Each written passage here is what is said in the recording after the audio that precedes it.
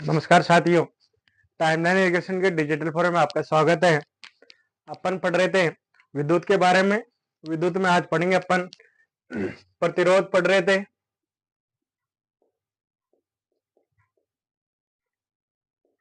प्रतिरोध मैंने कल पढ़ा दिया था।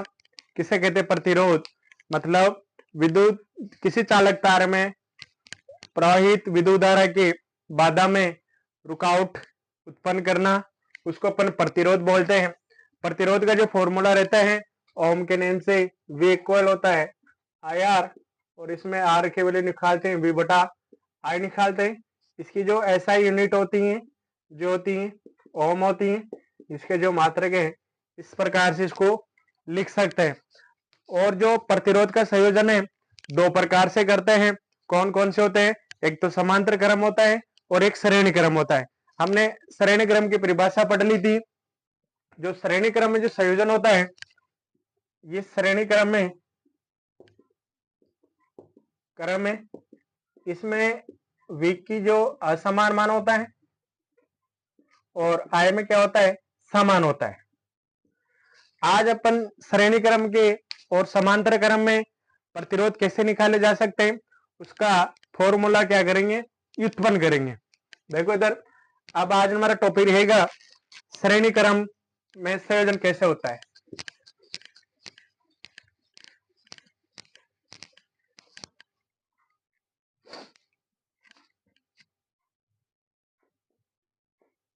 श्रेणी क्रम में संयोजन,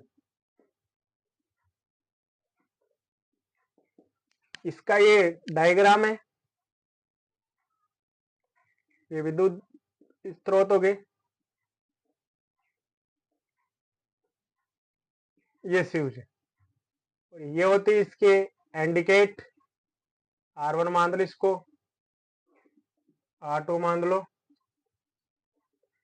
ये R3 है, और यहाँ पे लगा दो आप माइनस प्लस, और ये हो गया हमारा वोल्ट मीटर। प्लस और माइनस होता है। अब इसमें मैं स्विच ऑन करूंगा तो ये धनात्मक से इधर जाएगी, वापस इधर आ जाएगी। ये R1 हो गया, ये R2 हो गया, ये R3 हो गया, और इसको बोलते अपन वोल्ट मीटर। जो वोल्ट मीटर अपन जो परिपथ में लगाते हैं, समांतर क्रम में लगाते हैं, और इसको अपन श्रेणी क्रम में लगाते हैं। अब देखो इसमें V निकालते हैं तो V बराबर मान लो, इनमें अलग अलग रहेगा तो V1 plus V2 plus V3 रहेगा, और इसमें I का मान क्या रहेगा? समान रहेगा।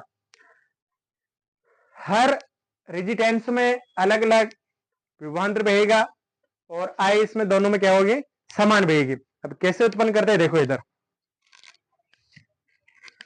अब इसमें देखो V1 का फॉर्मूला रहता है I1 R1, V2 का रहता है I1 R2 I रहेगी इसमें, और जो V3 का रहेगा I और R3 रहेगा।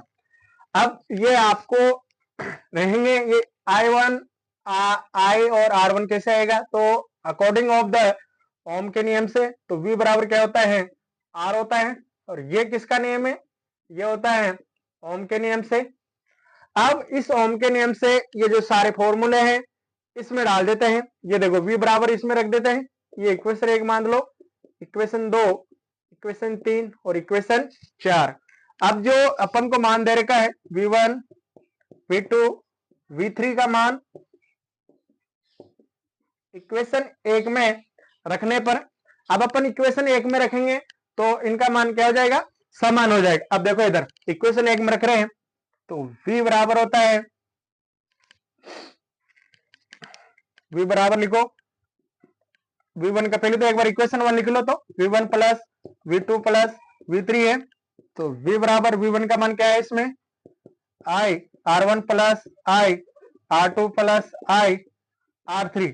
अब इन तीनों में क्या कॉमन चीज आ रही है? तो इसमें से आपको माइंड लगाना पड़ेगा क्या कॉमन आ रहा है इसमें? I कॉमन आ रही है, तो V बराबर क्या आएगा? I, तो इसमें R1 R2 और R3। ये मान आ गया। अब अपन इस V को क्या लिख सकते हैं, अपन IR लिख सकते हैं, ये इक्वेशन 5 से। तो इक्वेशन 5 से V का मान रखने पर, V का मान रखने पर, तो इसमें V बराबर क्या रख रहे अपन, IR। तो इधर I कॉस्ट लिखना, R1 plus R2 plus R3। I से I कैंसिल हो जाता है, तो I बराबर क्या बना, R1 प्लस R2 प्लस और R3।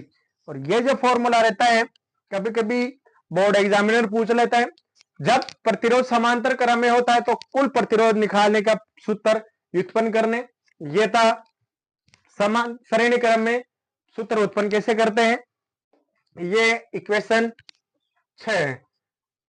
ये हो गया आर निकालने का, कैसे निकालते हैं, ये आर निकालने का फॉर्मूला हो गया। अब अपन चलेंगे, इसमें आई समान रहेगी, विभवांतर इसमें असमान रहेगा, डिफाइंड रहेगा विभवांतर, और आई इक्वल रहेगी। ये जो फॉर्मूला है एक बार और समझ लो। अपन इसमें V मान रहे हैं, V1 प्लस V2 और V3 है, ये इक्वेशन 1 है। इसमें आई क्या रहेगी, समान रहेगी, और विभवांतर क्या रहेगा, असमान रहेगा। और ये V बराबर होता है I R1 मान लेते हैं, जबकि ओम के नियम से होता है V बराबर क्या होता है, IR होता है। तो V2 का मान रखिए I R2, V3 का रखिए I R3। इन जो तीनों इक्वेशन का मान रख रहे हैं अपन, इक्वेशन 1 में रखने पर V1, V2 और V3 का मान है इक्वेशन 1 में रखने पर, अब इक्वेशन 1 क्या होती है, V बराबर होती है V1 plus V2 plus V3 होती है। अब इनमें रख रहे हैं IR1 plus IR2 plus IR3 होता है। इन तीनों चीजों में से जो कॉमन उभयनिष्ठ चीज आ रही है वो आ रही हमारी आई आ रही है। आई फॉर इलेक्ट्रिसिटी करंट होती है, जिसको अपन इंडिकेट कैपिटल आई से करते हैं। ये आई निकाली तो R1 plus R2 plus R3 बन रही है।